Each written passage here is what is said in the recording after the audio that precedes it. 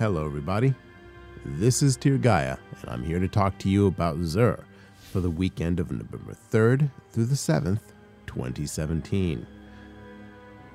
As always, here's my information, but right now let's get right to it. As usual, you want to open up your director, and this week, Xur tends to follow the flashpoint, so he's on Earth in the EDZ. So go ahead and look in the ADZ in the Winding Cove area, and here is Xur. Let's go ahead and track that guy and zone in. I've already zoned in just to speed our lives up, so here we go. Go ahead and put the Sparrow, and we're going to head off this way.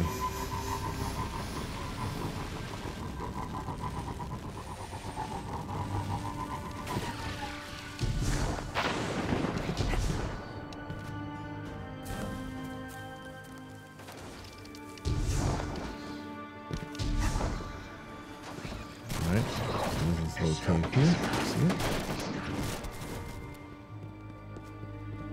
Run up through here, and there's Xur. Before running up there, I want to remind you there is a region chest here. I happen to be able to find this because I've already opened it on PS4, but this is my Xbox account. Ta-da! Things and stuff, dancing and everything. All right. Let's see what old Squidface has this week. So, it's not a bad week, but it's a little bit disappointing because the weapon of the week is Graviton Lance. A gun which leaves a lot to be desired, and also one that you probably picked up during the quest.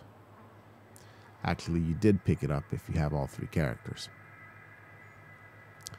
So this is most of you already know what this is. This is a pulse rifle. It acts more like a scout rifle because the third shot in each burst does high damage, and it also has this black hole effect which causes enemies to detonate. It's pretty useless. It almost never does any splash damage. And pulse rifles are in a bad place. So this is for people who have plenty of shards to spare and just want a Graviton Lance at higher level. Moving on, for the Hunter, we have young Ahamkara Spine.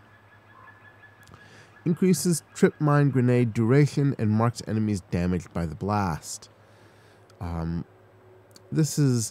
Trip mines are not as strong as they were in Destiny 1, so this is less desirable than you might think if you're a returning Destiny 1 player.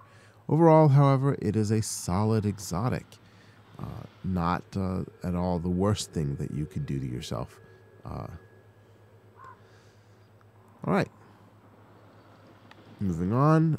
The Mask of the Quiet One. Dreaded Visage is the exotic perk here. It grants melee, grenade, and class ability energy when damaged. Void ability kills grant health regeneration.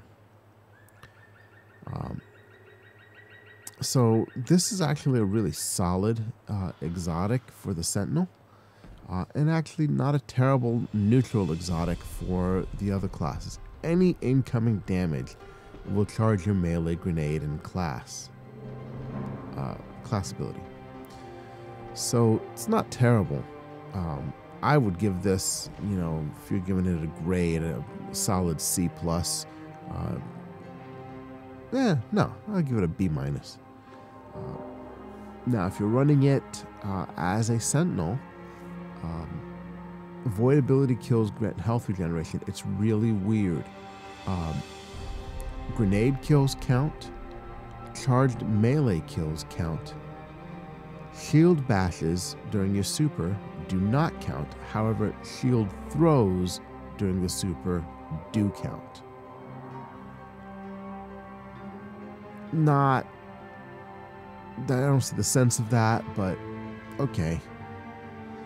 Anyhow, there's a B+, worth picking up if you've got the shards, just be a collector.